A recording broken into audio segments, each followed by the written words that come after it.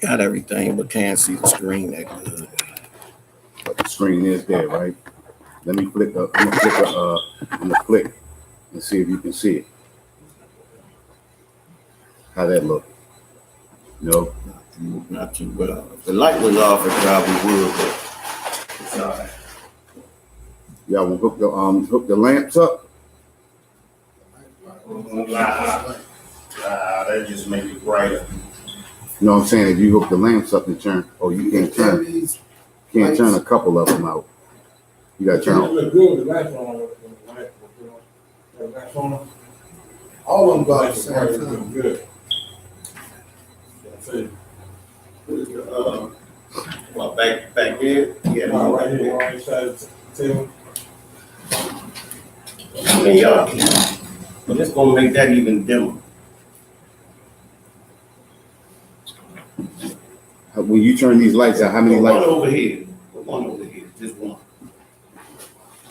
It do look a little dark on that side.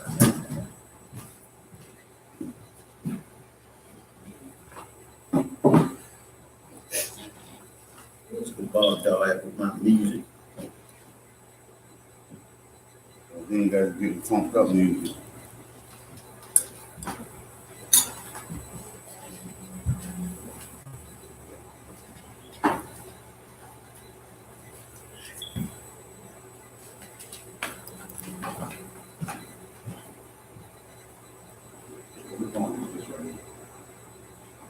Nah. No, we got it.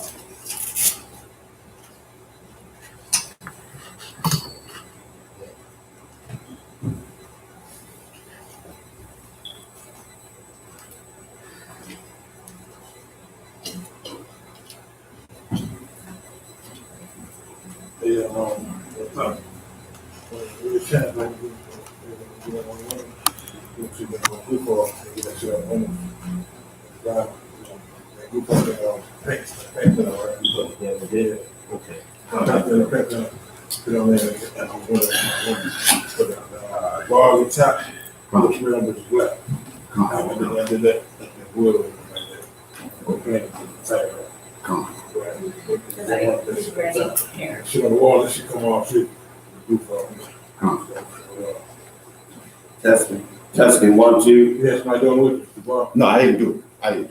What did? I think the bar did. Watch out.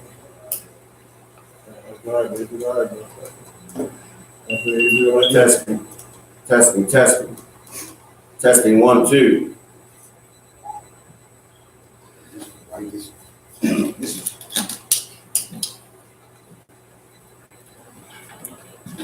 All right, Aki, it's time to get it on. Wow.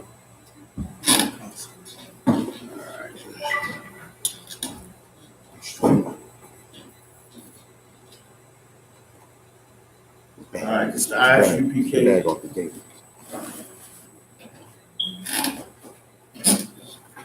right, this is I.S.U.P.K. Baltimore history class.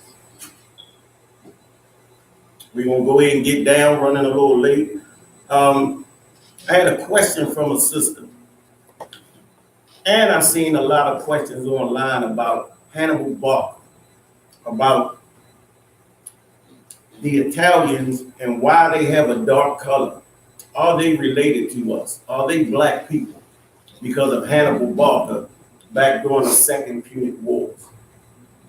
And I'm gonna answer that question for the sister. She said she will be watching. And with that, we are the Israelite School of Universal Practical Knowledge. Started out in 1 West, 125th Street, up in Harlem, New York. We are all under Commanding General Yohanna and not affiliated with any other Israelite group. Since 1969, we've been telling the truth of this Bible. Blacks, Hispanics, Native Indians are the true Jews of the Bible, and the white man is, of course, the devil. And then we're going to go into propaganda in white societies, how it began and how it blossomed into fruition and what we have today. And we're going to go into a little bit of the mark of the beast, if I can get there. Now, about Hannibal, go ahead. Hannibal Barca, the Second Punic Wars. Hannibal Barca was from an empire called Carthage. He was a Phoenician, and Carthage and the Republic of Rome were at war over the trade routes along the Mediterranean and naval dominance in the Mediterranean. Hannibal Barca is most notably known for traversing the Alps on elephant back. He had some 35 elephants with him, which is a monumental feat to be sure. Go ahead. And Hannibal Barca, once he got through the Alps, he was able to surprise the Roman army, and he was able to go through the Italian countryside, raping, robbing, and murdering, of course. You know, that's what you do when you conquer. That's what heathens do when they conquer. Go ahead. This would be an illustration of Hannibal, what he would have looked like in war. And of course, Hannibal Barca was in Rome on the Italian countryside, North Italy, then he went to South Italy. And during that time, he was raping and robbing. So of course, he fathered a lot of children during that time. And you can go ahead to the next one. He was a black man. Say again. He was a black man. He was an African, but we're gonna get to that in a second. We're gonna get to that. And that's the question I'm gonna answer. Matter of fact, I'm gonna let the Lord answer. Give me Maccabees, first Maccabees. Matter of fact, no, give me Joel 3 and 4. Joel 3 and 4. And he fathered a lot of children with the Italians. He did. So a lot of the Italians are mixed with the descendants of Hannibal Barca. All right. Now, this is the thing, family. Because a lot of people want to say that the Italians are dark-skinned, so they must have some black in them and have something to do with black people. All right. Yeah, where you at? Joel 3 and 4. We're gonna let the Lord answer the question as soon as the brother get it. But Hannibal did a lot of feats, man. I mean, Hannibal was able to scourge the countryside of Italy. He was able to destroy a lot of the Roman army. I mean, he was a hell of a general, to be sure.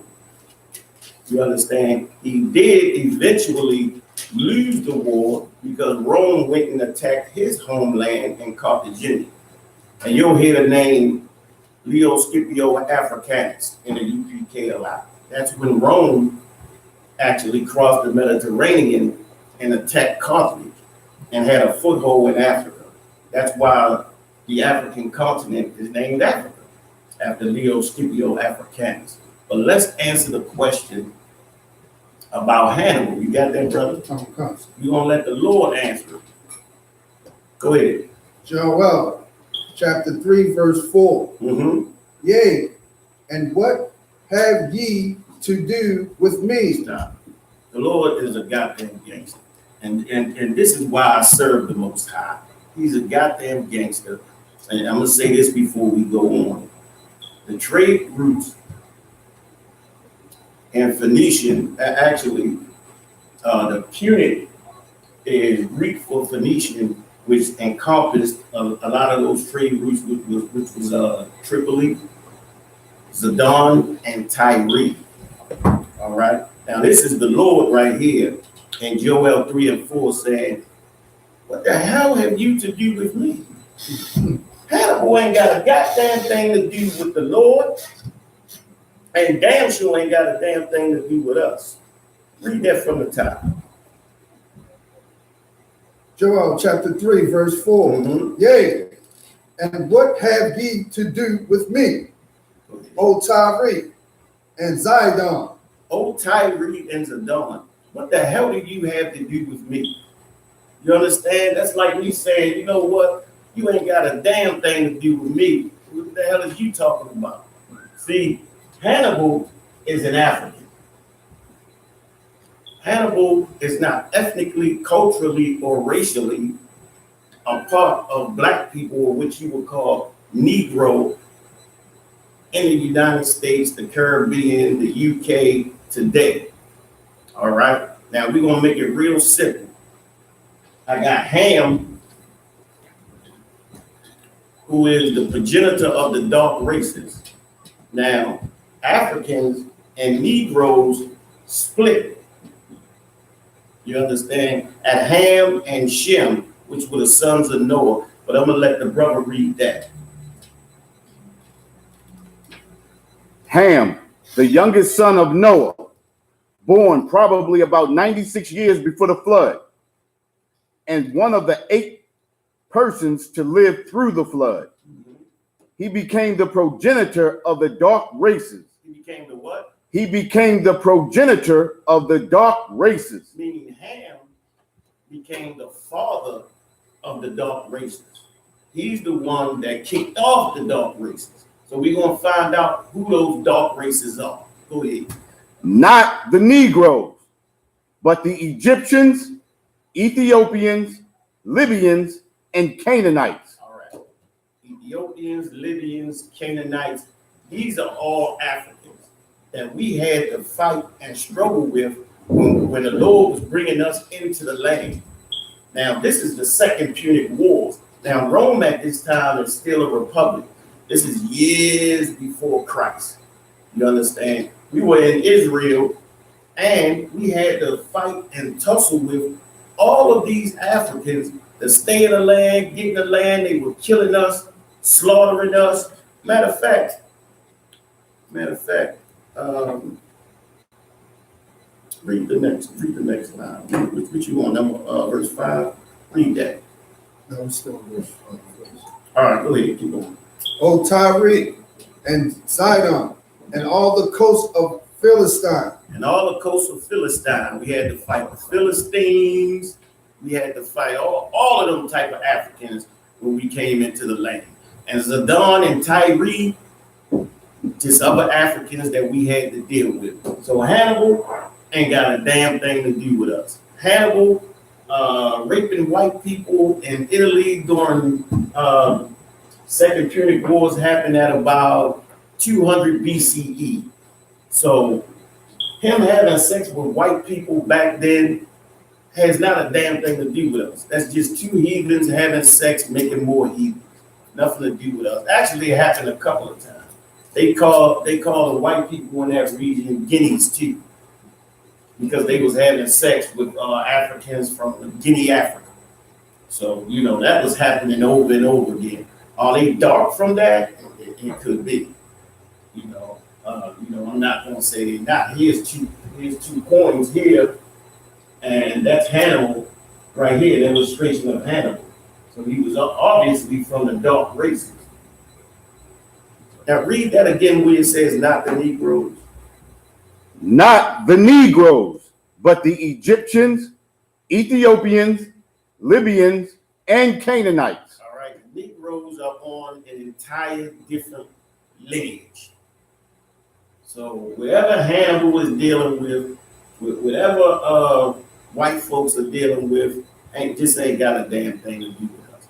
But you will hear the name Leo Scipio Africanus, like I said, in the U.P.K, because he was that Roman general that was able to take out Carthage and get a foothold and on the continent of Africa. And of course, they named lands after themselves. Did you have a question? I'm not sure. It could be in the bag back there. All right, and Hannibal We just going in there, ain't got a damn thing to do with us. You understand? Just because Italians are a little darker than other white folks means absolutely nothing. They are not related to us, have nothing to do with us. They murdered us just like every other white nation. It was another question that the sister had.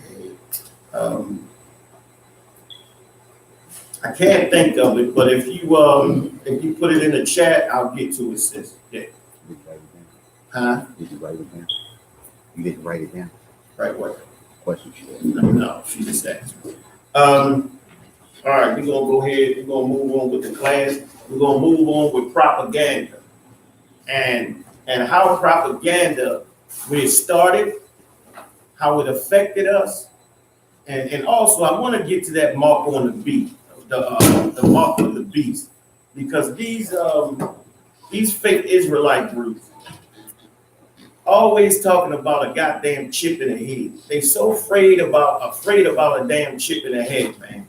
They not afraid of a damn rod in their behind or calling the police on another brother, but they're afraid of a goddamn chip in their head. Why would anybody need to put a chip in your head if they already control your thoughts with propaganda, with philosophy and religions? You understand? So we gonna get into that propaganda and try to show how white people have perfected their deceivableness, their deceitfulness. They have perfected their lies and their abominations, man. And they have effectively done things to hide the lies that they're telling. We won't go through all of this, man. Go ahead. All right. We're getting into the history of propaganda. I want you to read some of that second paragraph for me. You know, talk about how propaganda actually started. Go ahead.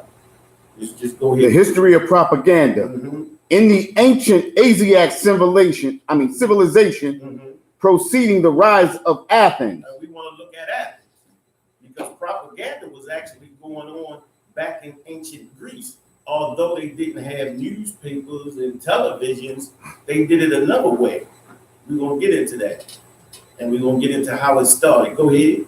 As a great center of human culture, the masses of the people lived under despotism. Despotism is tyranny, totalitarianism. It's when you have a ruler who is a tyrannical bastard, if you would say. He's the one that is in control of all the land. He owns the army. He's in control of all the land, and the people are suffering under that regime. Go ahead. And there were no channels or methods for them to use in formulating or making known their feelings Go ahead. and wishes as a group. Right. Go ahead. In Athens, however, the Greeks who made up the citizen class were conscious of their interests as a group. All right, the Greeks made up the citizen class, meaning as though they made up a class of people and that could vote, you know, that could have their voices heard and different things like that. Go ahead. And were well informed on the problems and affairs of the city-state to which they belonged. Okay, back in Greece and in Athens, the Grecians, everyone had to actually serve in the government, serve as a senator. So they were well aware of the politics and what was going on in the country and what needed to be done. Go ahead. Differences on religious and political matters have rise to propaganda. And this is how propaganda actually rose. Go ahead. And counter-propaganda. And counter-propaganda. Propaganda and counter-propaganda. We see it all the time in our government.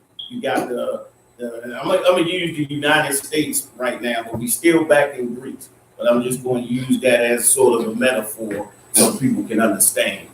All right. If you take the Democrats and the Republicans today, Whenever one of them is campaigning or something, you see one of them holding a baby, saying that, you know, this person is family oriented. This person, or you'll see a president walking around kissing babies, or you might see a president standing in the rubble like George Bush did on 9/11. All of this is propaganda. All of this is giving you a visual of what this politician is actually pushing for. You understand? And what you have to understand about them giving you that visual is that your subconscious mind is much more active than your conscious mind. Go ahead. The strong-minded Athenians, though lacking such tools as the newspaper, the radio, and the movies, could use the powerful engines of propaganda to mold attitudes and opinions. All right, we're going to find out how it started off. Go ahead.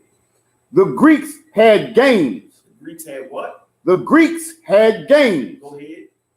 The theater, the assembly, the law courts. And that's what we needed. Go to the next slide. All right. The Athenians, they had theater and they had assemblies like this. This would be a coliseum where they had games at. That's why the politicians in Greece and in Rome, a lot of the politics took place right there in a coliseum. You understand? Because this is where all the people would assemble. And what Rome would do, and we're going to skip over to Rome for a minute, what Rome would do is they would put on games which were kind of reenactments of wars that had happened. You understand? And they would make heroes out of their soldiers while they're, reenacting that war. And in that, the people would think patriotism, honor, and this was a way to sway the minds of people. You understand? Go ahead.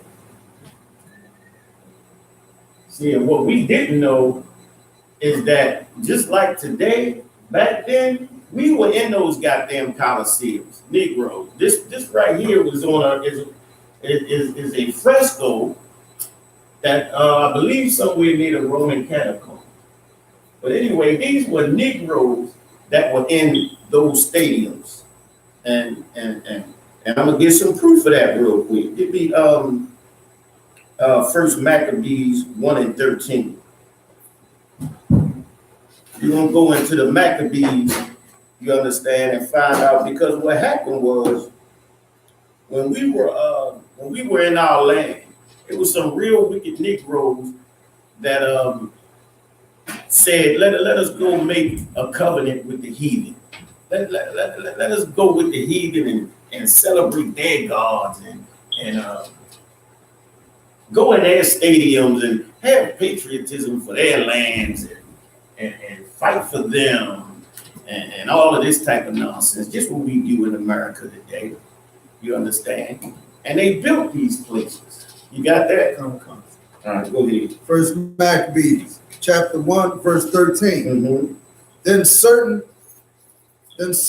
of the people were so forth herein From what? Mm-hmm. Go ahead. that they went to the king, who gave them license to do after the ordinance of the heathen. To do after the ordinance of the heathen, which means go and be like the heathen. Get up under the heathen. And this time and place, it was Greece.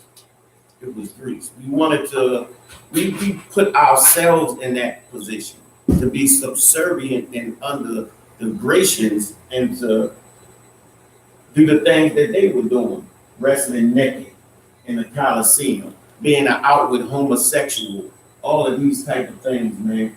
And this right here, this fresco, that's propaganda. That is propaganda from the ancient world. Propaganda is an evil and deceitful way of controlling the minds of the masses. White people been doing this. I mean, goddamn, if you look at just about every white civilization, the main staple of the culture is propaganda. And if you get to America, this is a multimedia conglomerate. I mean, if anything happened, they are there within seconds to spin the story. In America, and white people always seem to be on the right side. Even when a police officer walks up in somebody's house and blow their goddamn brains out, walk up in their house, they can successfully say, I just walked in the wrong house, he didn't follow my commands. And if a police officer see a brother with a cell phone, they can successfully blow him away and say, oh, I thought that was a gun. And on the news, you'll see it over and over again, the criminalism, how they criminalize, black people in America. But we're going to get to that a little later. Go ahead, Verse 14. Mm-hmm. Whereupon they built a place of exercise at Jerusalem according to the customs of the heathen. They built a place of exercise. They built a place of exercise. Go ahead to the next screen. According to the ordinances of the heathen, how the heathen do it. So we want to build things and we want to celebrate the Greek gods, and we going to go after and do all the things that the Greeks do the same way we do today. The same way we have arenas today with brothers fighting in it, beating each other brains out, beating each other guts out to fit in to a society that really hates them. Really. And this is the white man's way of draining away our energy. Because people like Mike Tyson, Michael Jordan, they will be jumping over enemies, lopping their goddamn heads off. You understand? If we had brotherhood, and if we were a nation, that would be our army. But the white man siphons that away with his propaganda and telling us, oh, you're excellent athletes, you're big and you're strong, you can make all the money that you need to make. And what happens? These strong black men remove themselves from the black society and they do everything to further the white. So this has been going on all the way since ancient times, man. It's nothing different about today, except the white man has perfected his lies, perfected his oratory, perfected his video and his scenery in order for us to buy more into this propaganda and into this lie. All right, where we at? Did you finish that off?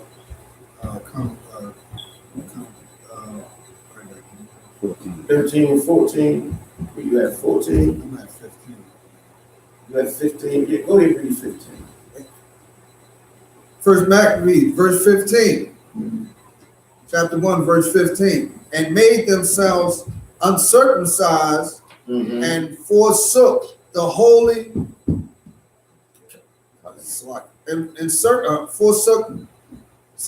and made themselves circumcised and forsook the holy Just start from the beginning. Slow down. and made themselves uncircumcised and forsook the holy covenant and joined themselves to the heathen and were sold to do mischief. Ain't that black people, man? Ain't that us? Ain't that us? Sold themselves to the heathens. Forsook the covenant. Man, look.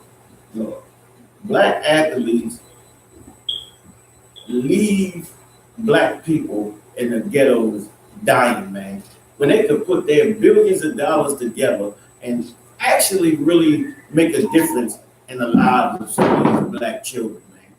But they don't do that. What they do is they go after the ordinances of the heathen. That happens all the time. That's how you know this is us, man. That's how you know this is us. They forsook the Most High. Forsook the Most High for fool's gold. The white man's society, everyone he ever built, every empire the white man ever built, was gold on the outside, but the interior is full of lead, man. It's nothing but lead, man. It's nothing but a dream. That's all it is that we chasing, man. and propaganda and lies and deceit play a pivotal role in that, man. And now, let me see, go to the next slide. Where we at? We're gonna go back to the beginning here. This is Adam and Eve. Get me Genesis 3 and 3. Give me Genesis 3 and 3. We're gonna talk about the first lie. This white man is such a, I mean, you have to draw Esau out. You have to draw out the devil. General Muhammad said that if we don't reveal the wicked one, Christ will never come back. I mean, we gotta bring out the lies of the white man. And this is the first lie. This is the goddamn first lie. This is Adam and Eve. And this is what he did to our women and still doing to our women today. We got that out? Go ahead. Genesis chapter 3, verse 3. Go ahead. But of the fruit of the tree, which is in the midst of the garden, God hath said, ye shall not eat of it. Mm-hmm. Now this is Eve speaking to that filthy devil. And this is an illustration of Adam and Eve. And I think this back in the Roman catacombs, man. And when you go back that far, the paintings, illustrations are always black. Because they know who the hell they know who the hell we are. You understand? Always black with woolly type hair. All right, you're gonna see that. We're gonna get into some more of that because that's very important. The visuals that he give us today is how he changed Christ into a filthy homosexual man when Christ was a go hard black man. Go ahead, keep reading. Ye shall not eat of it, neither shall ye touch it, lest ye die. Mm-hmm. Go ahead. Verse 4. And the serpent said unto the woman. The serpent said unto the woman, go ahead. Ye shall not surely die. Ye shall not surely die. Like the white man, go ahead to the next slide. Like the white man is everything anti-God. Everything God says, he has to go against. You understand? And what this is right here is an illustration of how that serpent came to Eve. That's all that is. It's a white man whispering in the ear of a sister, getting her to usurp the power of her man and turn on her people, man. That's all that is. This is exactly what it is. This right here is the goddamn serpent, the red dragon. Keep reading. Verse 4. And the serpent said unto the woman, ye shall not surely die, for God doeth know that in the day ye eat thereof, then your eyes shall be open. I mean, this is what the white man does. Always selling our sisters something. Always trying to give them something free. If it's not education, if it's not a job, it's housing, it is something. But whenever they take it, it's a negative impact on the black man. As soon as they take the housing, the black man can't live with you. This is what the white man does. Tricks our sisters into having 19 million abortions. A third of our entire black population has been murdered for the simple lie of the white man, saying that you have to get an education before you have that baby. When sisters been raising babies in abject poverty since slavery. You understand? The white man wouldn't feed them children. And as a matter of fact, tell you how slippery and slimy the white man is, like he give a damn about our children. When our sisters were out in the field during slavery, they could only feed their babies twice a day. Like the white man is such a slimy serpent that he could not even hear the cries of a hungry baby, man. The white man is human, but is not humane. Go ahead, y'all.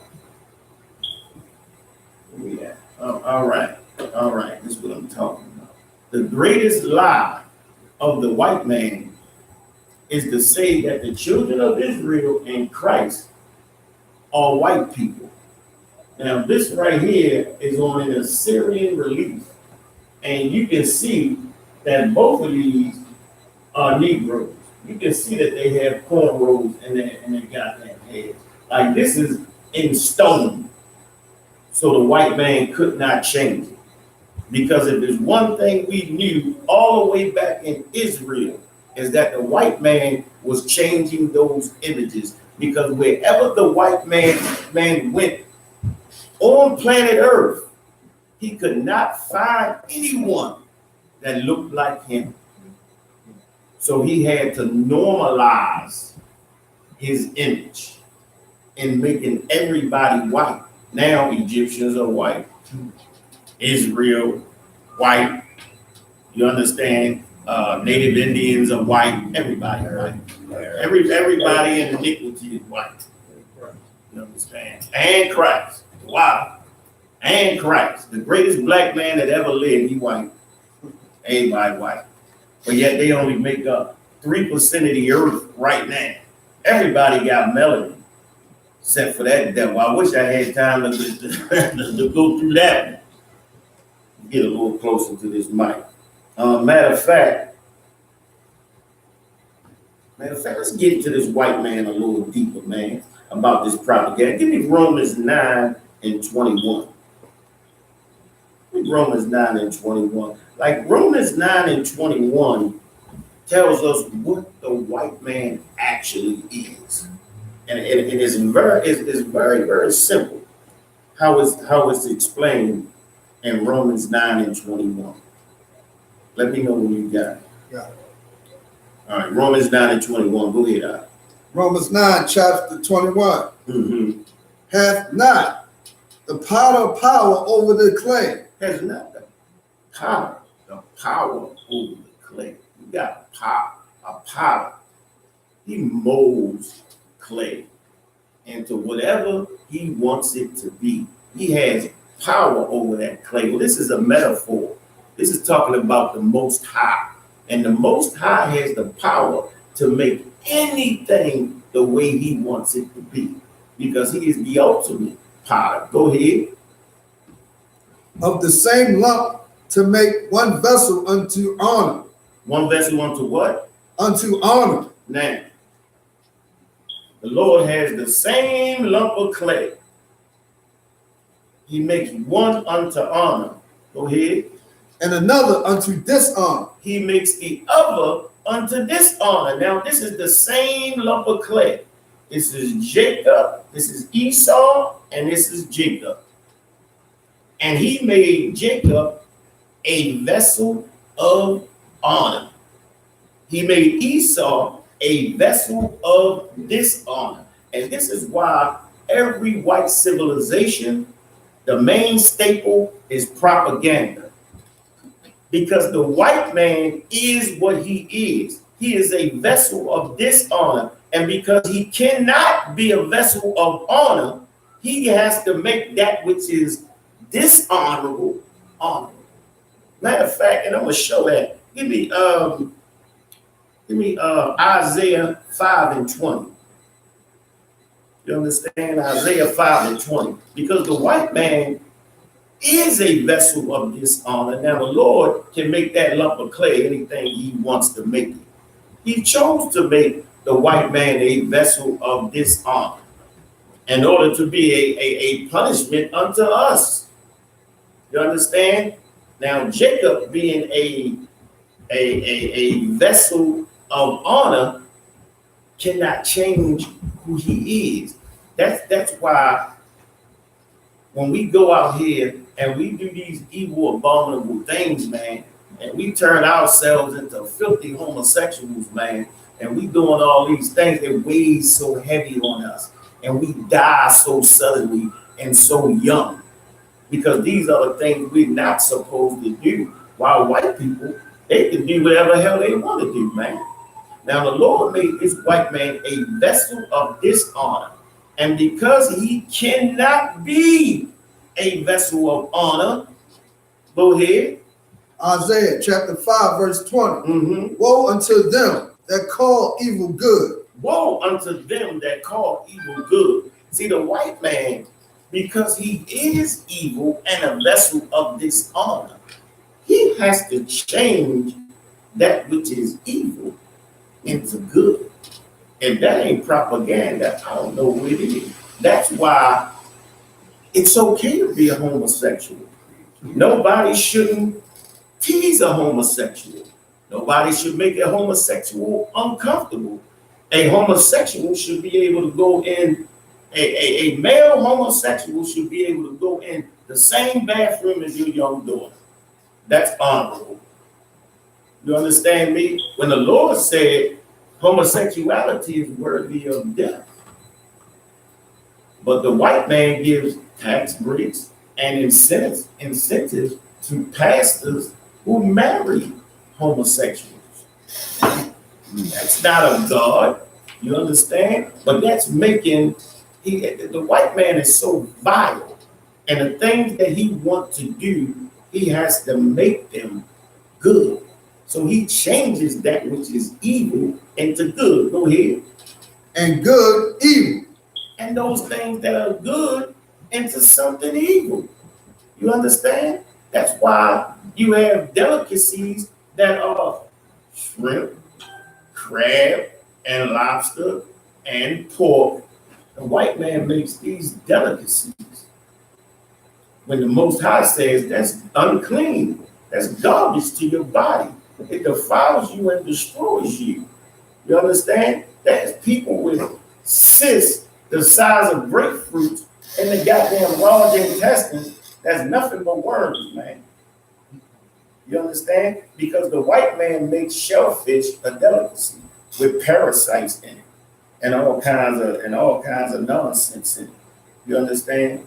He makes homosexuality something that you're born with.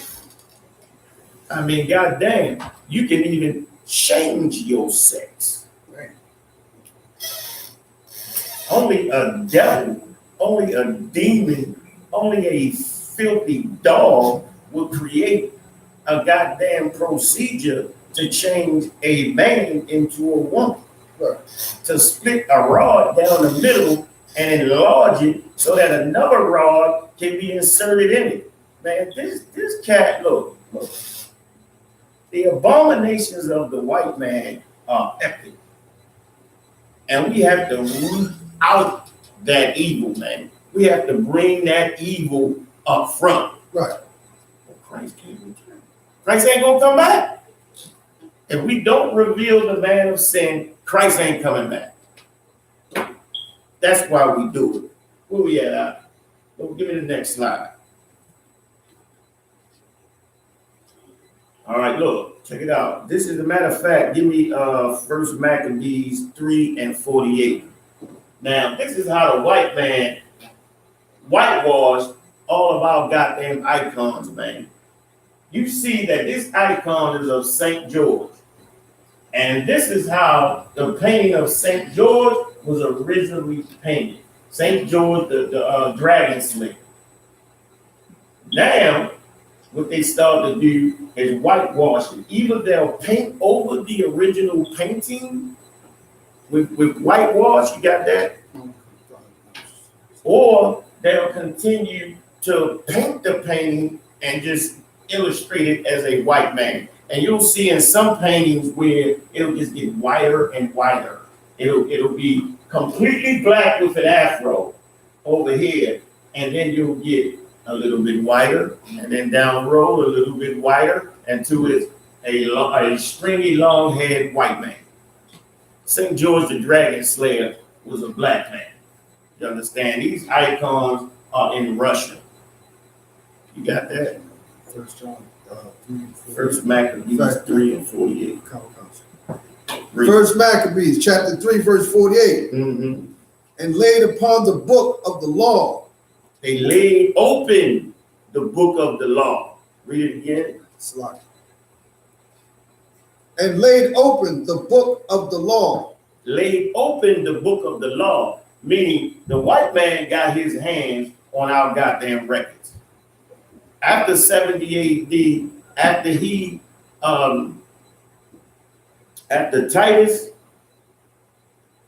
went into Jerusalem and completely annihilated Israel and enslaved all the people, you understand? Then he proceeded to go into our records. Go ahead.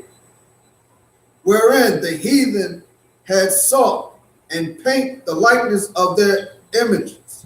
The heathens laid open that book and they start painting the likenesses of their images. So now they're Christ.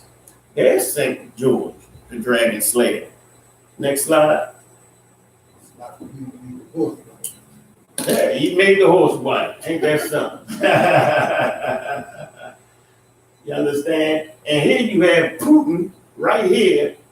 And Putin is, of course, the Russian president, or Trump's equivalent to Russia.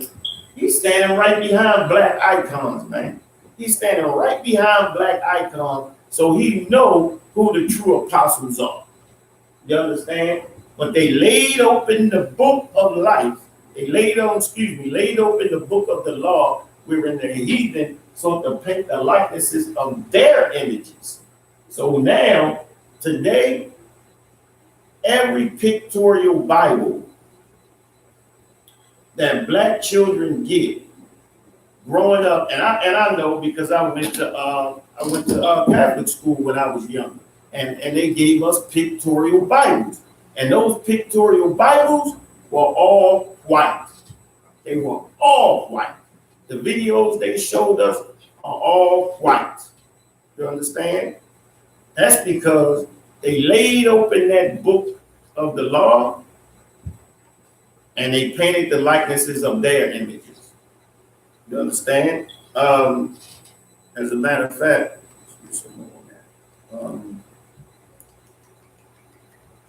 give me a second.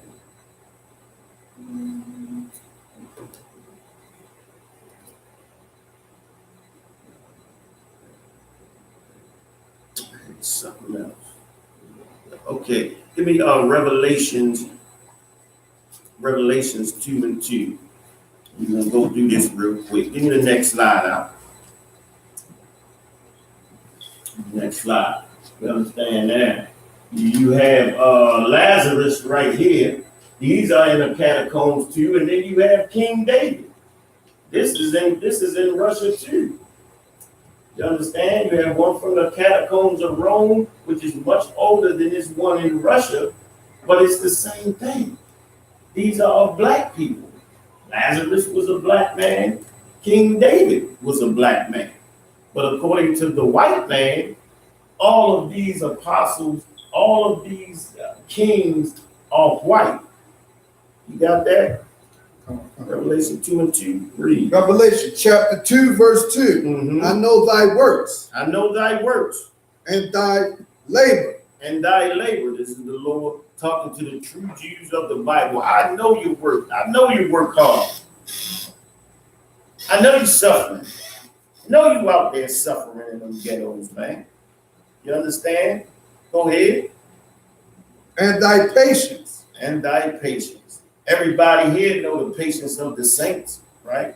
We read that scripture 1,000 times. This is the patience of the saints. Go ahead. And how thou canst not bear them which are evil. Cannot bear them which are evil. Man, look. These white folks are absolutely evil, man. I look on Fox News, man. Who's that evangelist on Fox News? He an old cat. Y'all got nobody know him in here? He's an old cat, man. Say it again. He a what? Yeah, all the time. He was that white woman with a big mouth. What is his name, man? I forgot his name. Yeah, he's been doing evil for years, man. He's an evil sucker, man. I wouldn't say Jimmy Swagger. He's close to him. Right. God damn. You got a name, something like that. Yeah, something like that. But the cat, man, he spews so much evil, man, and so much misdirection, man. And then the sucker be prophesizing. He be doing stuff like, there's someone out there right now, their knee is hurting. There's a bump on their back. I mean, just this joke is crazy, man. You know what I'm saying? And these are the people we think are apostles. Go ahead, Al. And thou hast tried them which say they are apostles, and are not, and has found them liars. And has found them liars, man. The white man is a goddamn liar. He is not an apostle. He's not Christ. He's not a king. You understand? Ain't got nothing to do with King David or Christ. It explains in the book that Christ is a black man. You can go back and look at all of the icons and all of the paintings back in the catacombs, which proves that these paintings were done long before Caesar Borgia ever came about, which was the illustration of what they call the white Jesus Christ today. But all the apostles in the Bible are black. Next slide.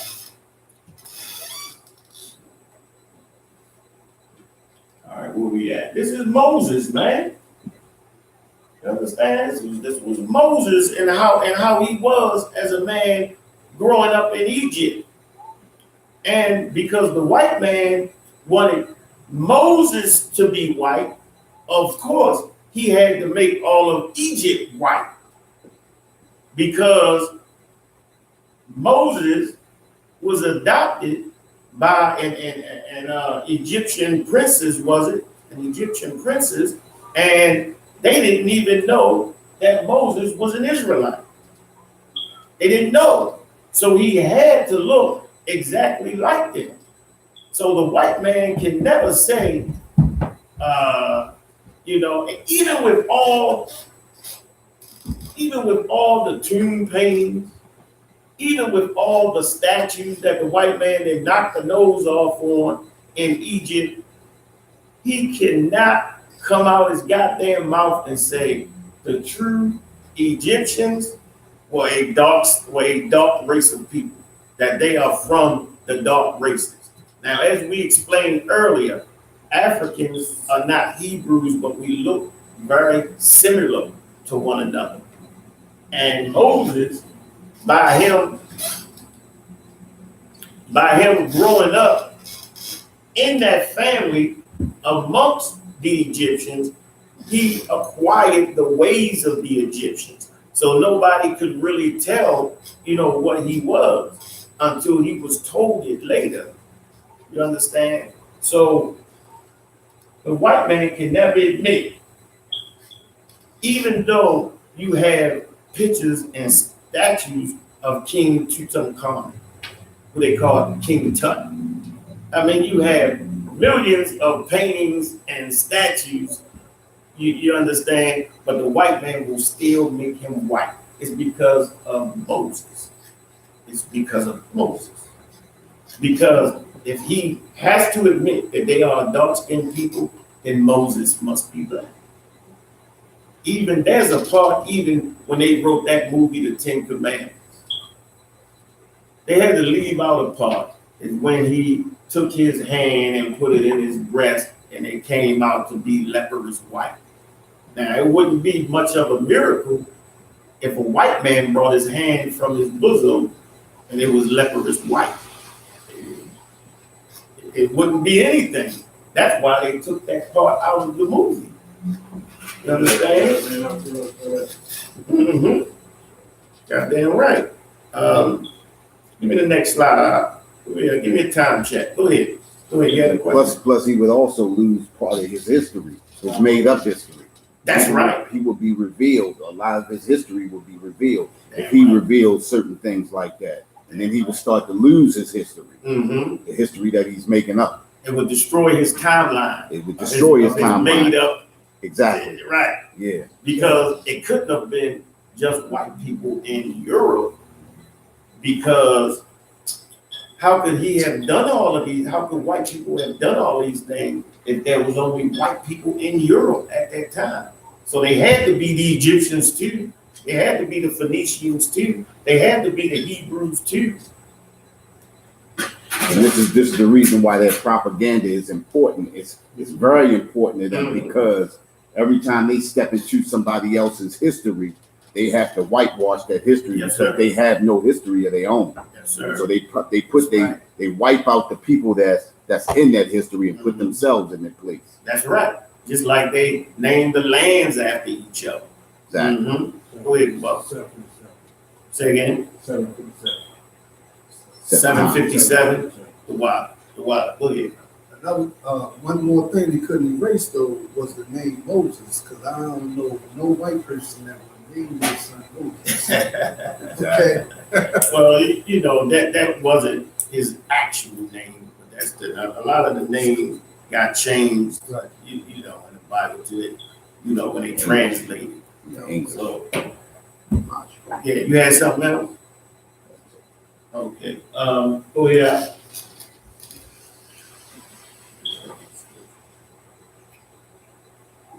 Oh yeah, that's what's up. Go down to verse 9. So, Revelation chapter 2, verse 9. yeah, now here right here is Christ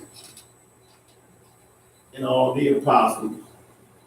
Long before they had that white paint of Christ by Michelangelo. Now, why would it be important for white people to totally disregard that Christ and his disciples were actually Negroes? It would be important, like the brother said, because it destroys their entire history, destroys their timeline, and then we know that they're liars. We know that they're deceivers. We know that they are the man of sin that the Bible is talking about. And they are the people of abominations that the Bible is talking about. So that we would know that they are the ones that need to be revealed so Christ can return. That's why propaganda is so important, and they need to pull that wall over us, man. They can never let it be revealed to the masses that that's Christ. You got that? Go ahead. Revelation chapter 2, verse 9. Mm-hmm. I know thy works. Matter of fact, break it down while you keep. I know thy works and tribulations and poverty, but thou art rich. And I know the blasphemy of them which say they are Jews and are not, but are the synagogues of Satan. Go ahead. It's just basically that, you know, the Lord knows, you know, how we always been in poverty. You know, we're not rich or nothing like that. And we've been like that since ancient times. And he knows that. You know, the angels, they always go up to God and tell them, you know, they already know how we're doing. They know that we are. He knows our tribulation. He knows our tribulation. He knows our hurt and our pain from this goddamn monster, man. And he also know that those disgusting you know, dogs that's in Israel, right. that Keep it are out. with you know, dogs, Right. you know, that say they are Jews but are not, but they are the synagogue of Satan. And if you go to a synagogue, that's what they call their place of worship, a synagogue. Mm-hmm. So if you go to any those heathen Jews, it says synagogue right on it. So right there, they tell you right there, that's Satan all up in it. Damn right, brother. Right. Who worships in a synagogue? The synagogue of Satan, man. And like the brother said, what a filthy dog to make themselves to be the greatest people on earth, man. When they are the vessel of dishonor. Right. Like white people are so jealous of us. And that's where it comes from, man. Deep down in their psyche, they are so jealous of us, man, because the Most High loves us and chose us. Right. It is in their DNA to destroy us, man. It's in their DNA. They are the people of sin. Who the hell else would it be, man? Who the hell else would it be? That's why every time the Bible is asking you who the man of sin is, it's a goddamn question mark. Why would a book that was written to give information ask you a question? It's because you already know who the goddamn man of sin is. We've been talking about his lies all goddamn night. You understand? He's circulating images of a white Christ. He has destroyed and caused genocide on many different continents because of that white Christ. You understand? Go ahead to the next slide.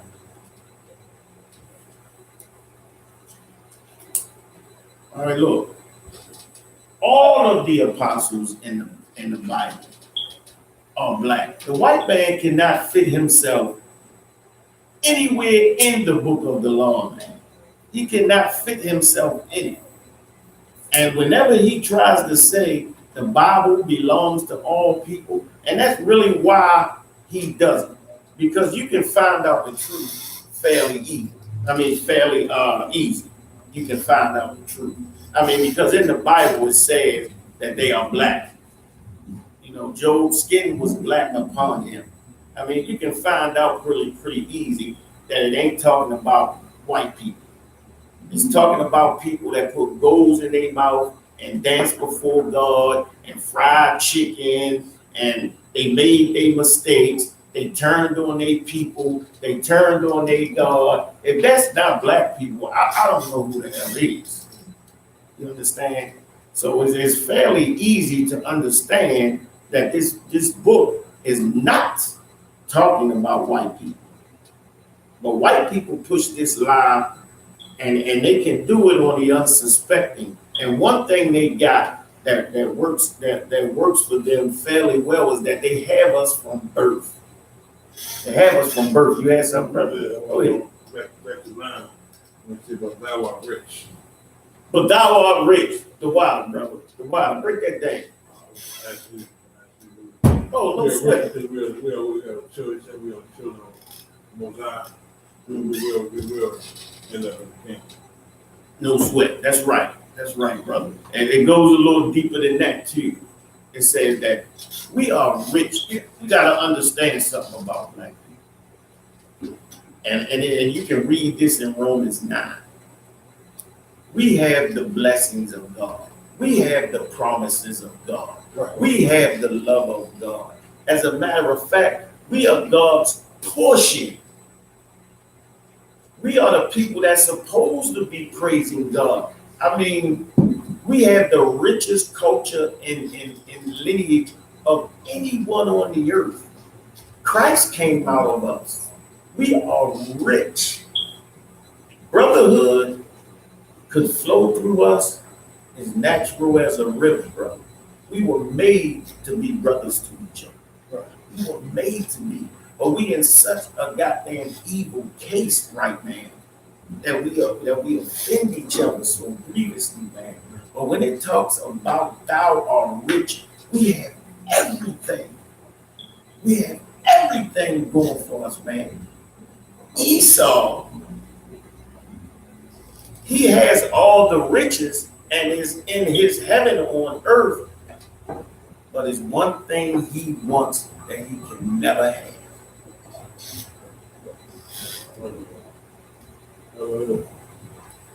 Not brotherhood. There's one thing he wanted that he sought for with tears. Blessings. Absolutely right. That's why we're rich. And that's why we're rich. Even though we may be in poverty, even though we may be stressed out and going through whatever the hell we're going through, because all of us is going through something, you understand? Just being black in this goddamn country, we going through something, but goddamn it, we got the most high power. Our power is infinite. You understand? The one we serve, if we come back to him, could not, man. You think the white man's something? Man, look, if we had came back to the Most High, we'd be somewhere on Jupiter, man. We'd be somewhere flying on the clouds of Jupiter. You understand? Materializing in an alternate universe. I don't know. You understand? Go ahead. Any mansions in my father's house. All you gotta do is look out in this, look at all the stars, look at all his mansions. You imagine how many planets and stuff is around in his house. That's his whole house out there. That's ours. Damn right. Once we do you know, come back to him, that's our house too. Gone, I won't gone. That's right. That's what we inherit. I'm on the spaceship. It's a lot. Damn right. That's our portion. That's our inheritance. You want a spaceship? I want a spaceship. You know what I'm saying? And look, and we think so small, man. We think so goddamn small. Like, brothers, I'm balling, I'm getting this money. Every dollar you got a white man's face on. Right. You understand? Gone, I won't gone. I don't want a George Washington. I want what George Washington wanted for white people. I want a kingdom for us. I don't want no goddamn dollars. I want some generals. I want a goddamn bill with a commanding general Yohanna face on it. Right. Or a goddamn $100 bill. I don't want no damn Benjamins. I want some Mahimans. You understand? I want some of them General Q's and General Kathums. You understand? Right. I don't want no goddamn nickel. You know what I'm saying? I want no dollars. You understand? I want a kingdom, crowns of gold. You understand? We think so small, man. Because we never think we can get out from under this animal, so we so afraid to take a step. I might lose my job. I can't grow my hair. What white people say? It ain't that they so goddamn tough and they so damn strong. It's just that we just so goddamn weak. That's all. That's all. Come on, let's get to the next slide, brother.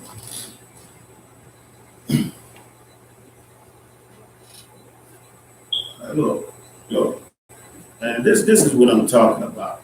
This is what you see in that, brother. Can you see it good? If you go to the white part, I see homosexuality. It's all through that white. All right. I see them brotherhood with the black. Okay, no sweat. No sweat. So, how the hell did we get from here? Because this is centuries older than this white. How did we get from here to here? And you goddamn, he was totally on a point with that homosexuality. He was totally on a point with that. Because you got this, you know, this naked white boy with his lower rod hanging out. And then you got the, I don't know what that is, this whoever God that is, the white man's God coming out and touching him so femininely. And it's so sweet. Hand broke. Go ahead. You got that pedophilia in there too. You see them babies on the side. Damn right. Damn, they them babies on the side. Goddamn right. Goddamn right. Good noticing that, priest. They always got the pedophilia in there because homosexuality, that's just, I call that the gateway sexual deeds. That's just the first part of the white man's abomination. He'll get down with animals, you understand, chickens, goats, horses. I mean, he'll get down with any goddamn thing. This is just the beginning here. You always got pedophilia right behind it. You got this, you got the pedophilia right behind it, and then you got all the other abominations. Necrophilia, you name it, the white man is doing it. You can go online and watch him do it. Watch him strangle a woman while he having sex with her, or have sex with a little boy and strangle like the white man is an abomination, man. Right. He's a goddamn abomination. And look, his paintings, what he is expressed in it.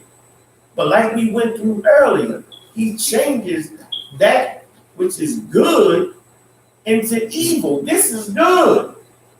What you say about it, brother? What was this again? You talked about brotherhood. You see brotherhood in that. You see brotherhood. You see pedophilia in this. But because this is on the goddamn church wall of every Catholic church, you think it's good. You think it means something pure. Oh, the children must mean something pure. No, it's sexual deviancy. It's homosexuality. It's a dog who's expressing his sexual deviancy, man. That's all it is. It's not good. It's evil. That's why the Bible is so powerful. That's why it is so goddamn powerful when you really read it and you understand what the hell is going on here, man. This is in one image, changing that which is good into absolute deplorable evil, man. Absolute evil. That's an abomination, man. Let's get the next slide, brother. Where we at on the scriptures? That on wicked man. Give me Psalms 58 and 3. Yeah. Give me Psalms 58 and 3. All right, now this cat right here is the right minister of propaganda. His name is Joseph Goebbels. He was the minister of propaganda back in the Third Reich, which was Germany and Hitler's army. He was Hitler's minister of propaganda. And like I said earlier, every white empire, the main staple of their society, of their military, of everything that revolves around their government is propaganda. Propaganda is extremely important to white people because white people understand and know how to control the minds of the masses. They've been doing it for years. Did you have something to say? Oh, slide. They've been doing it for years. This cat right here, Joseph Goebbels, he had a saying that I had it, but I can't remember it verbatim. But he said something to the effect of, no matter how big the lie, if you say it over and over again in rapid succession, the minds of the masses will be forced to accept it. Meaning, if you say something on the radio over and over again to the masses of people, their minds will be forced to accept what you're actually saying. It goes on in America every day. You understand? That's why they have commercials coming out, and I see it more and more of white men and black women. White men coming together with black women. That's happening more and more on commercials. And as soon as you have that white man with that black woman, then a little light-skinned kid come running out. And the black woman say, "Oh, that's a beautiful child." They are conditioning the mind to believe that you should have a baby with a white man. And it's absolutely disgusting. And sisters, I'm gonna tell you what happens when you marry a white man. What happens is that I'm gonna try to get the mic to get a little loud. What happens is that you take the honor of your family and you destroy it and cut it off at that point. You have to understand something, that when the Lord gave us the blessings, he made us stronger than the white man. That's physically and mentally. No race of people could have gone through the slavery that we went through without having a strong mental base. You understand me? White people couldn't have went through. I'm going to tell you something. White people tried to actually enslave Chinese people for a minute to work on railroads and stuff. They was dying all over the place. They tried to push white people to do the same work that they was making black people do. they start dying all over the place. You understand? When you have a baby with that white man, you cut off your genetics, and that baby is white. And I'm gonna tell you how dangerous that baby is. Because that baby has the face and the features of a black man and may even have a lot of the talents that black people have.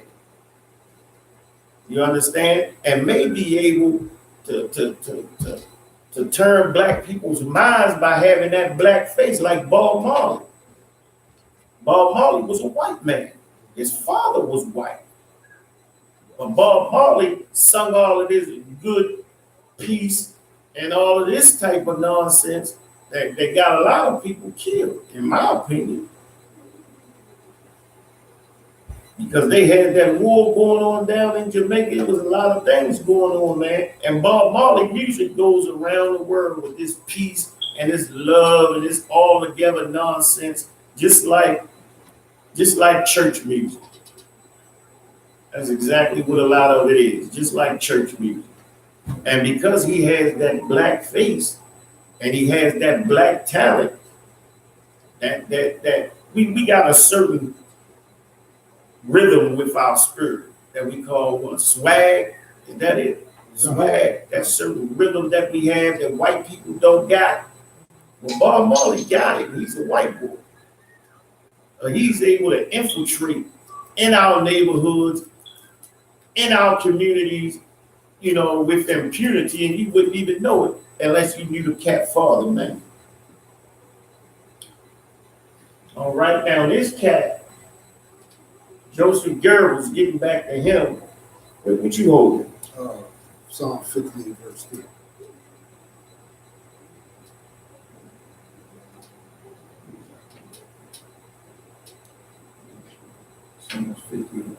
Okay, yeah, let's get that scripture. Go ahead. Psalm chapter 58, verse 3. Mm-hmm. The wicked are estranged from the womb. The wicked are estranged from the womb. And like we went through on the last scripture, the white man is a vessel of this honor. He goes estranged directly from the womb, man. And these cats right here was the worst, man. The propaganda this cat put out, man, you should have saw some of the drawings that he had about, I mean, I don't really care about the white Jews and what they were doing to them. As far as I'm concerned, it is what it is. But the propaganda that he put out to dehumanize them was absolutely ridiculous, man. Like I said, white people do not have humanity. There's nothing in them, family. There's no empathy in them that can make them react like a human being would react. Now, if I saw starved bodies all over the ground, that would cause a reaction in me. That does not cause a reaction in the white man. Not only did this Holocaust that happened in Europe was not the first time they put people in concentration camps and starved them. They did it right here in America. Natchez, Mississippi was one of them. You can look up the Devil's Punch Bowl on your goddamn phone, where they had concentration camps for black people. They put us in this one called the Devil's Punch Bowl, man. They built up a fort around this large indentation down by a river, man. They put up a fort and they put the women and children in there and let them starve. And the white man is such a diabolical animal that he wouldn't even take the bodies of the children out. They would just throw a shovel over the fort and tell the women to bury their children where they lie. I mean, that's just how much of an animal the white man is. And still to this day, the bones of those women and children come up from the ground and wash down river whenever there's a flood in Mississippi. and they show up on a freshly manicured lawns downriver. That's the Lord. So them white people would not forget the goddamn terror that they did to black people. You understand? But did black people get monuments and all of this money for being put in concentration camps? Or did black people get a land? Oh, hell no. Hell no. You got something? Go ahead. They said strange from the world. Mm-hmm.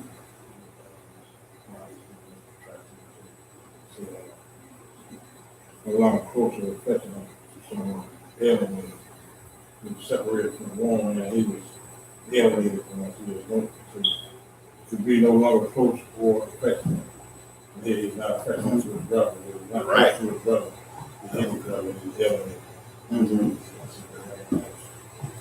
Though estranged right from birth. Go ahead, keep reading that.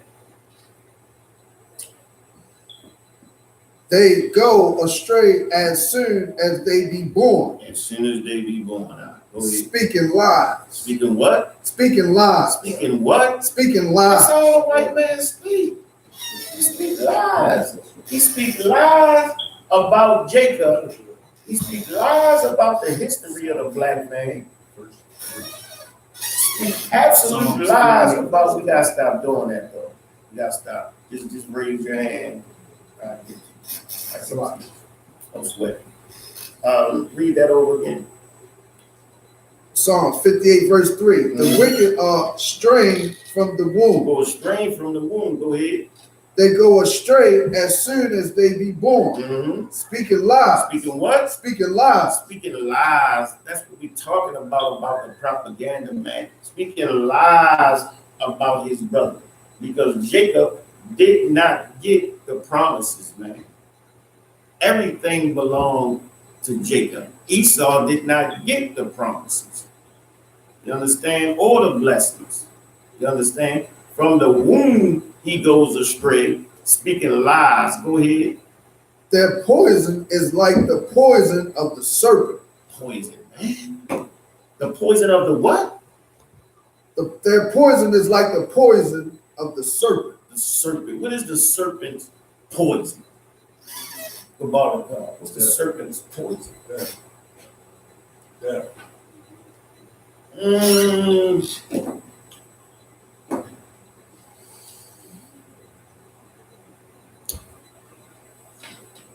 That's a good answer. That's a good answer because you know what? Those serpent lies can end in death. That can end in death. That's what I was going to say. You just gave the answer, the lies. Mm-hmm. The lies, lock it. that poison that gets in you and corrupts your flesh. That's the white man's lies. It's filthy propaganda, man. You got something else? Yeah, that's the way he destroys our families. Mm-hmm. He breaks our families up by the lies that he tells the woman. And then the woman goes against her man, then the whole family is destroyed. That's the serpent's poison. Goddamn right. Goddamn right. That propaganda. That's exactly what the hell it is. And it's dangerous. It's poisonous. That's what that serpent spews. And that the word serpent is a metaphor. It's a metaphor for this white man and his filthy lies, man, that tell us that we can be homosexuals, that produces and puts out rap music, which is everything you need to go to prison and die young. Everything you need. Glorifying violence, glorifying guns, glorifying drugs, and all of this is evil. All of it is evil. But the white man, as we went through the scriptures, turns that which is evil into good. So now you don't see the drugs that destroy black women, turn black women into prostitutes. You understand? You don't see the guns that changes young black men into gangsters, have them murdering and destroying their own people. You understand? When we listen to that rap music, all that we hear is something glorious. And you know what? It's coupled together with the artistry and the rhythm of black youth. And black people are talented. And when you take that gangster rap and you add that beat to it and that rhythm to it, and the white man saw this very early, man, that we have a certain rhythm about us, man. And we react very positively to music. When it's music on, we're gonna listen to that music, we're gonna listen to it loud, it's gonna vibrate through our souls. The same way we sung old Negro spirituals back during slavery, because it would lift us up and allow us to have some type of hope during the rigorous and slavery that they was putting us through. So you see, the white man, once he heard rap and he heard the way young black people responded to rap music, he said, oh, hell yeah, I got to take this over. And what he did, the young black men that make positive rap, because rap wasn't about gangster rap at first. It was about going to school, not being a fool, staying away from this, that. What's that big one that came out with KRS-One and all that self-destruction. You know what I'm saying? All that was about, and sometimes they had battle raps and stuff like that. But it was not about glorifying violence. See, once the white man got his hands on rap music, he no longer accepted the brothers that did any type of positive rap. He went out and sought the Eazy-E's and the Ice-Cubes and all the gangster rappers that had that talent of turning violence into something good. You understand? That's how the white man took our music, which was good in the beginning, and he changed that which was good to listen to, good to dance to, into something evil that now perpetuates violence in the minds of young black men. The white man's the devil. Come on, man. Where we at? Where we at? The wild. Where we at? Did you finish that off?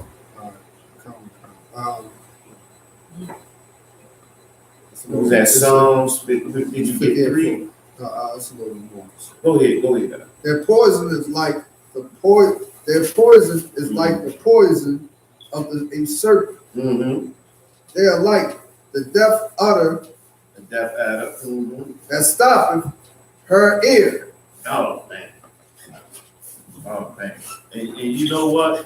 When the white man started spewing that goddamn poison in the ear of a black woman, she all is. She all is, man. It tickles her to be in control of that household. They have a better job than that man. So okay, now I got the control. Right. You want to go out and sleep with another woman? Get out. Right. Get the hell out. Get the hell out of my house. You understand that? What does that do to the kids? Destroy them. That's why we got a bunch of effeminate homosexuals walking around now. You understand? Because you have an entire world that's now going directly against an entire community that's going directly against God's laws, and you have the woman that has completely usurped the authority of the man, and it only happens in black communities. Right.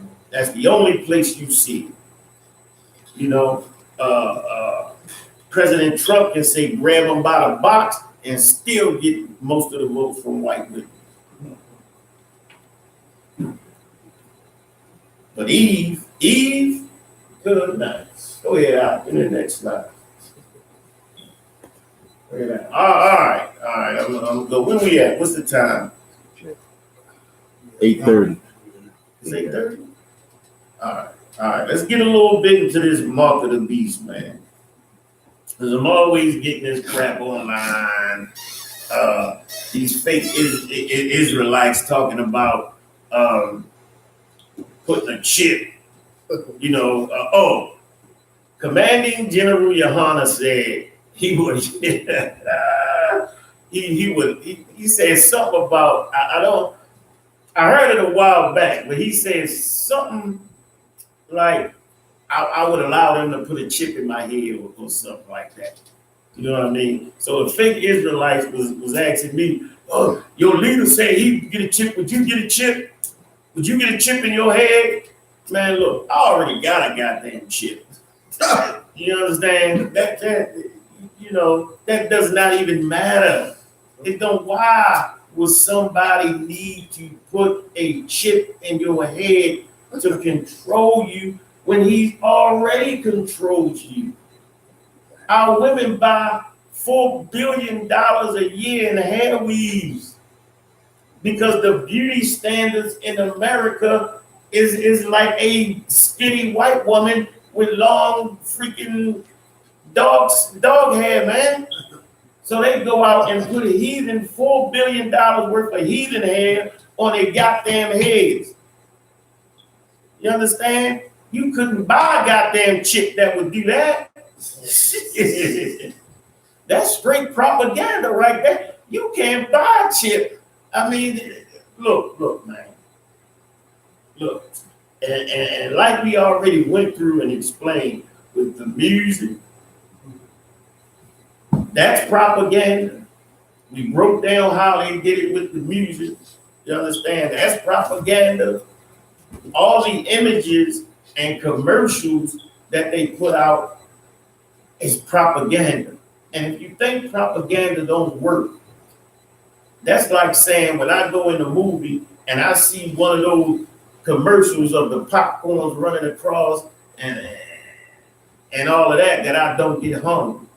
They put those commercials in there for propaganda reasons to make you hungry when you are in the theater. You understand? And they up the price of the food. So now you didn't see images of food, so you run back and buy $20, $30 worth of hot dogs and nonsense. You know, and pig and whatever disgusting that they put in the damn food. You go back there and buy it. Now these chips, especially these purple cats, and it is absolutely ridiculous because, you know, they don't have a problem with calling the police on them, bro.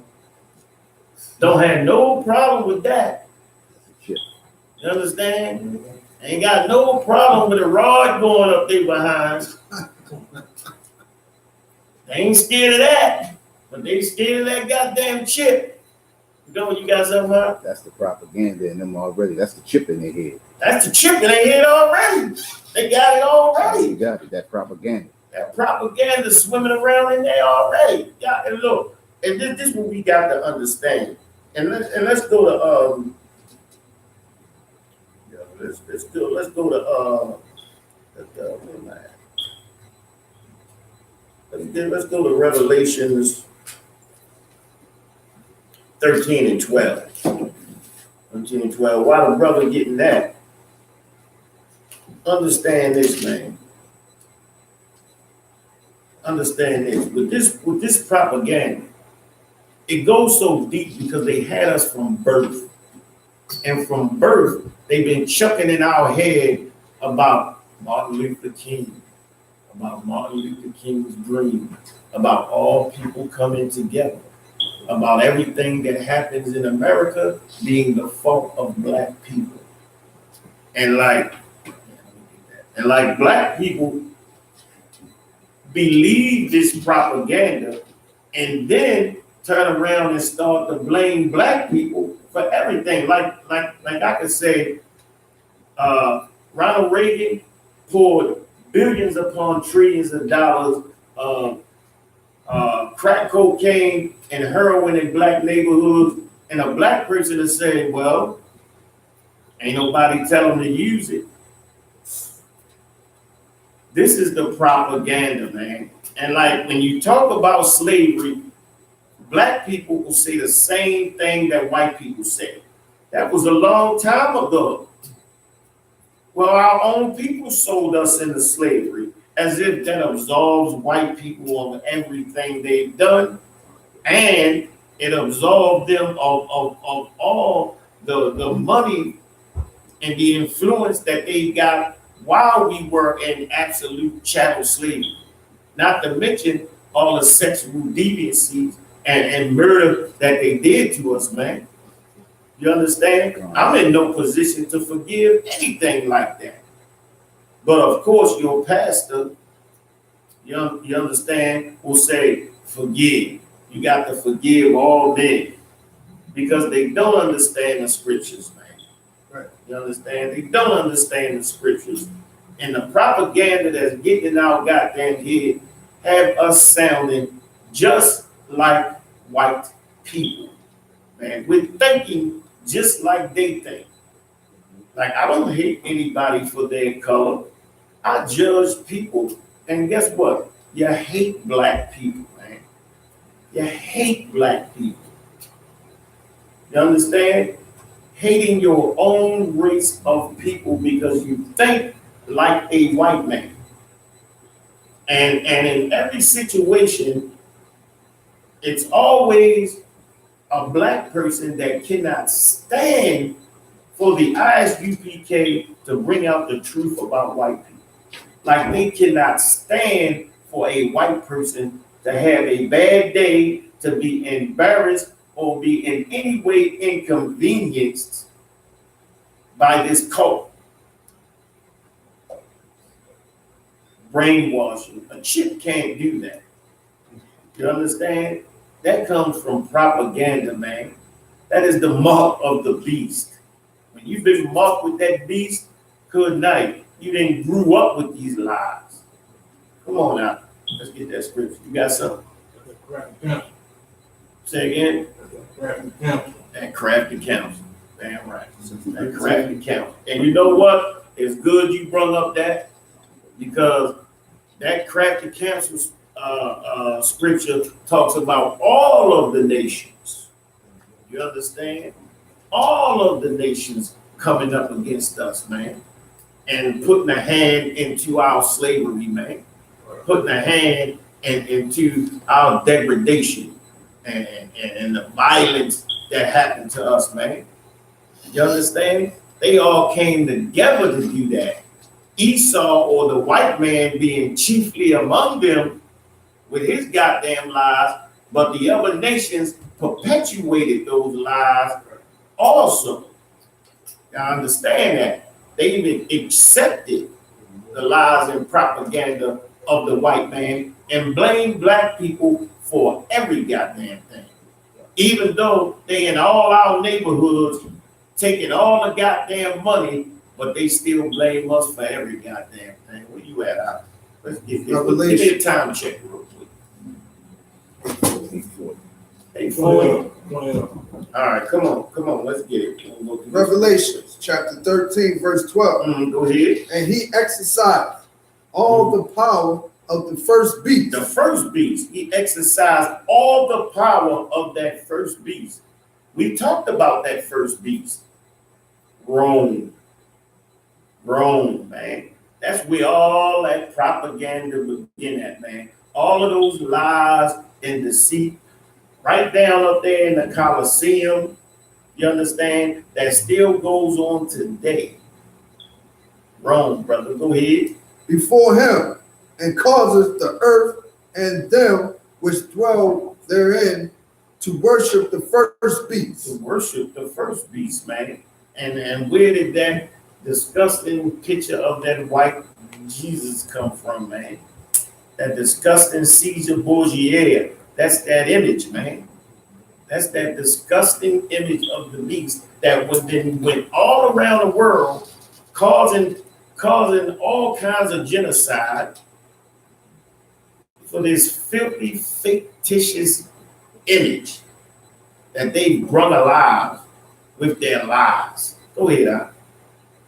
whose deadly wound was healed. Whose what? Whose deadly wound was healed. Whose wound was healed, man. And you remember when Esau said that they would be back. That wound was healed. Go ahead. And he doeth great wonders. He do great wonders. Go ahead. So that he maketh fire come down from heaven on earth. He made fire come down from heaven on earth. Now look, if you go in Revelations 2, you'll find that serpent that was lying and whispering to Eve became a great red dragon. You understand? What it means by that is that serpent, that little lying piece of belly crawling serpent, gained power, physical power in the earth. And now that red dragon is the physical arm of Satan on the earth. That military, that army, navy, air force, marines, that's the great dragon that will send hellfire missiles down on you if you don't accept the philosophy of white supremacy. Who will send missiles, tomahawk missiles your way if you don't accept the currency of white America. White America must always be wealthy and prosperous, or everybody got to die. That's the beast. Go ahead, out.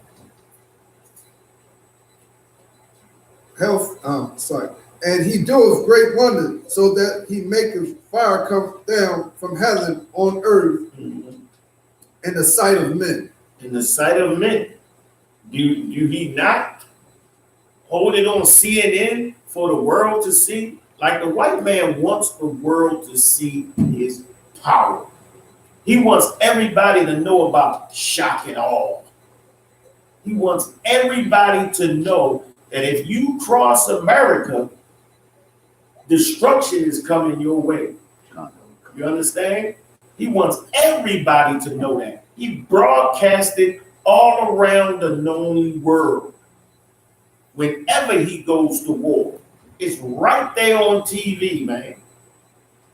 So much so that sometimes they even spill out secrets. You understand? Go ahead, Al. Good. You know, Obama, you know, that puppet Obama even said, you know, you won't even see it coming. And he said, I'm serious. Mm-hmm. You know, he's playing, but he was dead serious. If one of those missiles come, you ain't gonna know when it's coming. They hit you from miles away at nighttime. You know, they got the most advanced, you know, Hellfire missile, everything. You know, the other Edomite that got the second power is this Russian guy, Vladimir Putin. Yeah, he got something probably more stronger than us. That's probably he's gonna bring in the third world. You know, he got a atomic bomb for America ag. Slack. Slack. Yes, sir. Absolutely. Nothing wrong with that. And look, this is the thing, man. This beast exercises all the power, man. And like, look, America got all of these heathens in all of these countries absolutely afraid. But you know what? Russia is very strong too.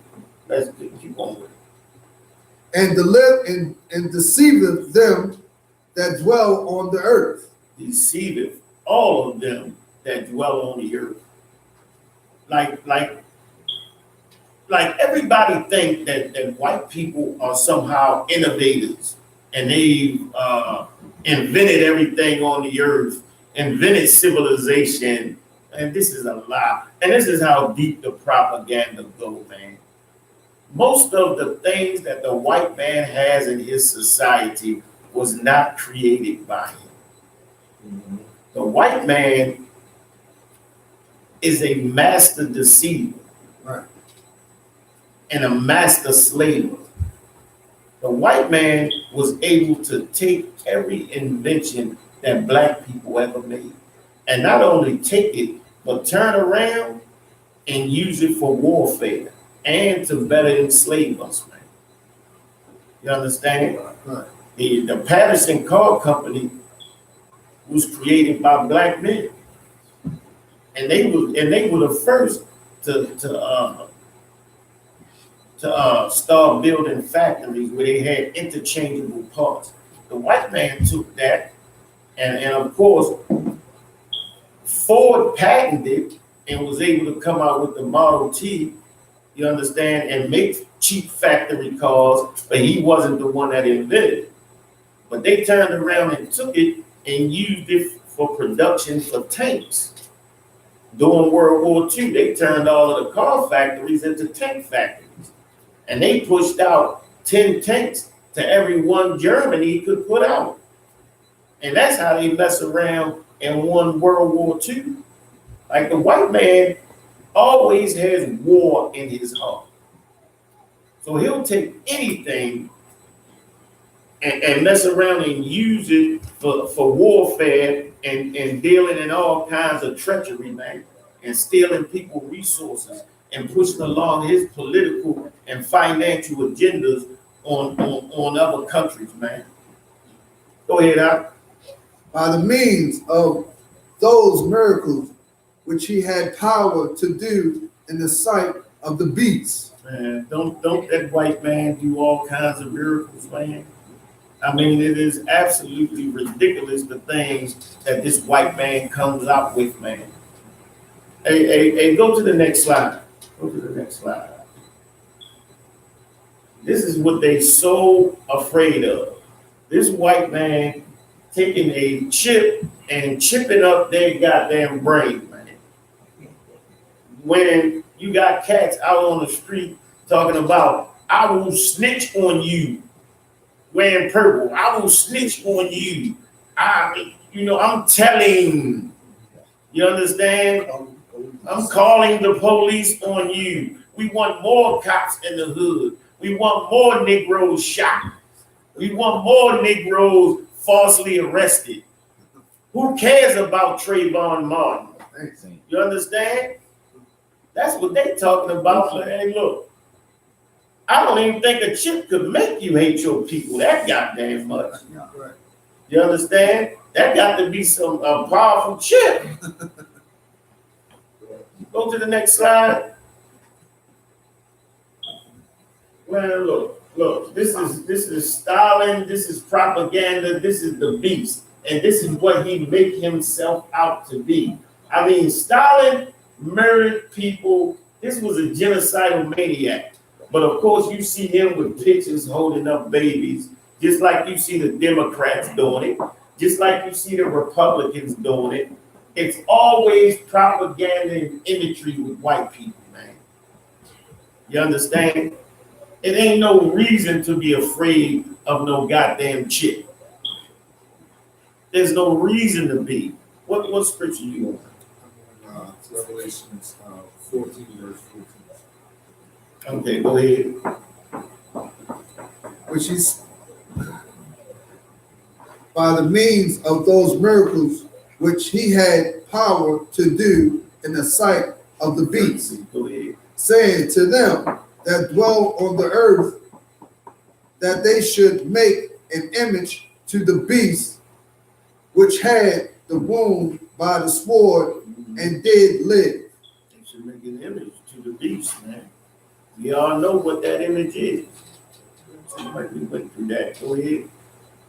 And he had power to give life unto the image of the beast, that the image of the beast should both speak. To give life unto the image of that beast. How do they give life to the image of that beast? How do they give life to that white Jesus? How do you give life to it? How do you give life to it? Go ahead. Crazy. Talking about it. Giving their life by, We've been talking about it all night, bro. Talking about it all night. Lies, does. Con. You understand? Putting that, they had that white Jesus and they old homosexual robe doing this. They got a statue of that white Jesus hanging over all of the island of Brazil. You understand? The philosophies behind that white image give life. All right, where you at?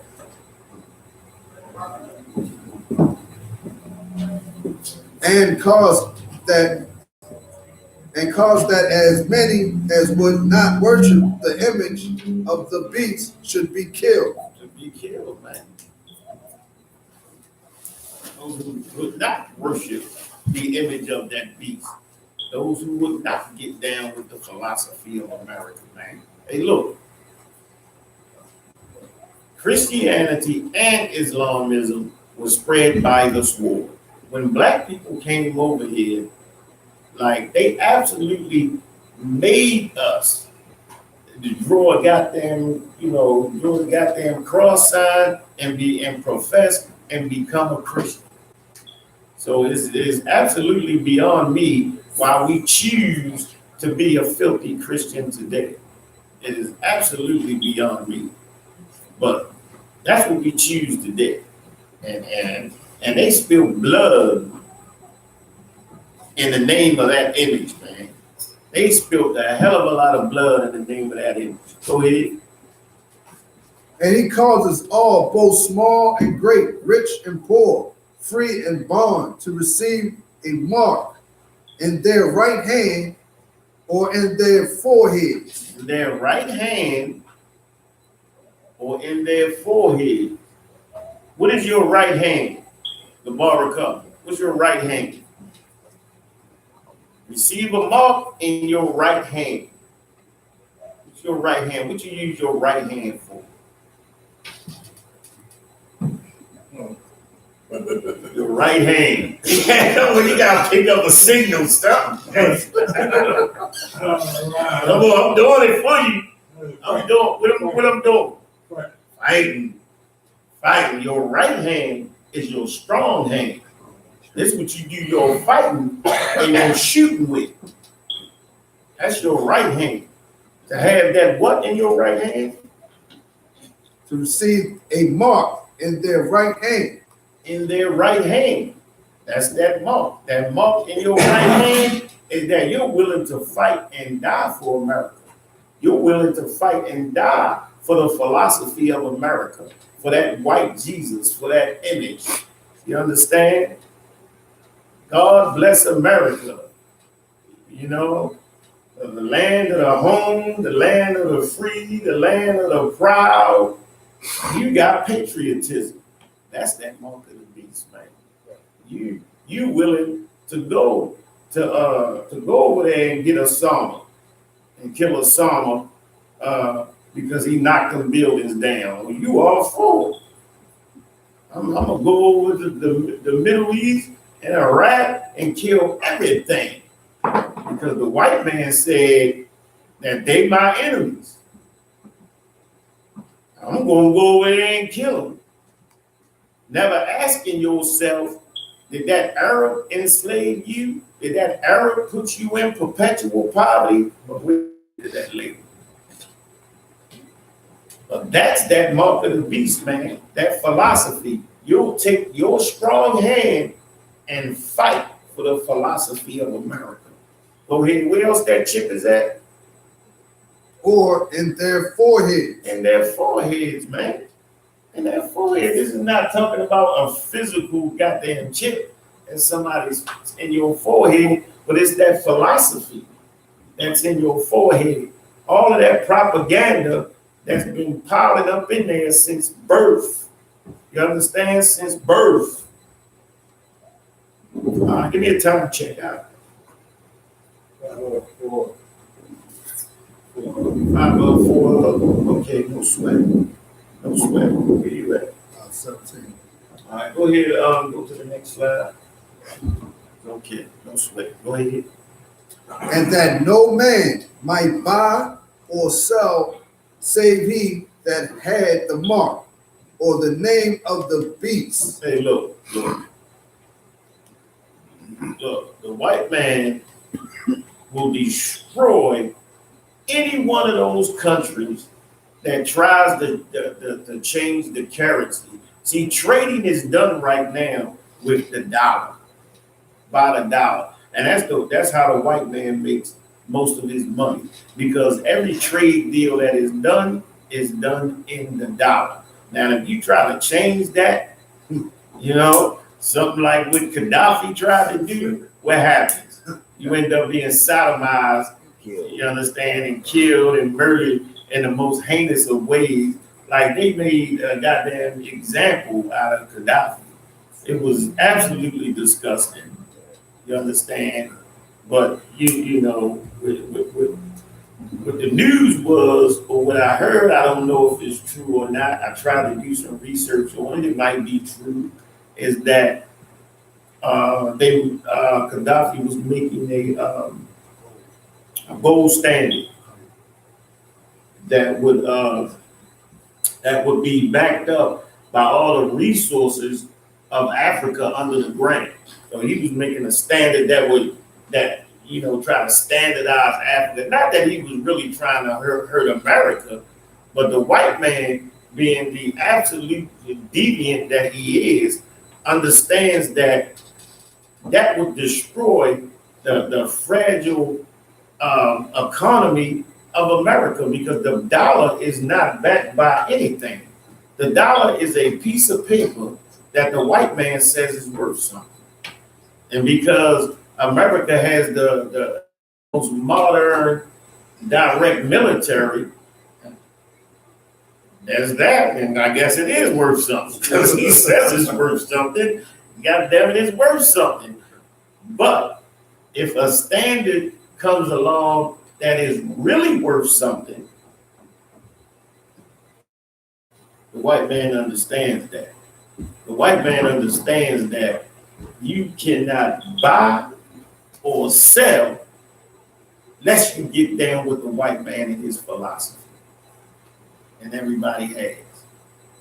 You understand? All right, where we at with time? That's it.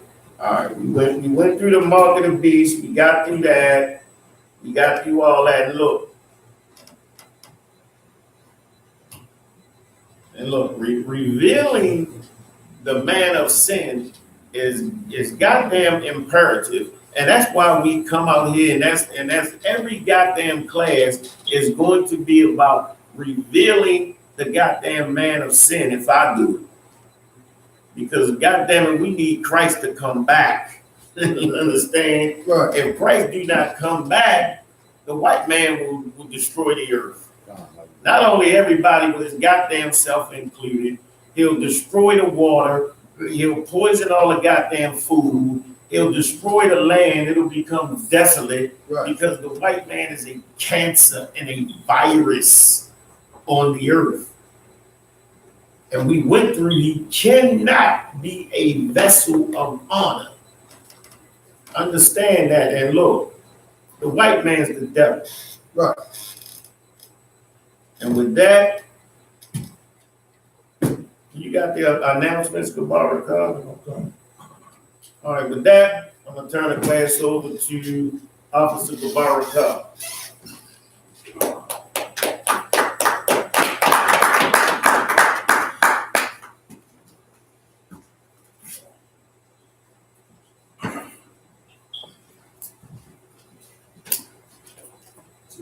Security announcements. We got I.S.U.P.K. out of 1 West 125th Street, Harlem, New York, with Commander Gen.YAHANNA. New rules for brothers and sisters. When new brother or sister come to the school, they are to be. When new brother or sister comes to the school, they are all punished for 6 months. They are to be saluted only. They are here to shed themselves with the world. After 6 months, if a brother or sister has an interest in a particular person, he or she must get permission from the head to speak to a brother or sister. There is another 6 months in which the brother or sister will court each other. After this 6 month period, a brother or sister will get permission from the head to marry.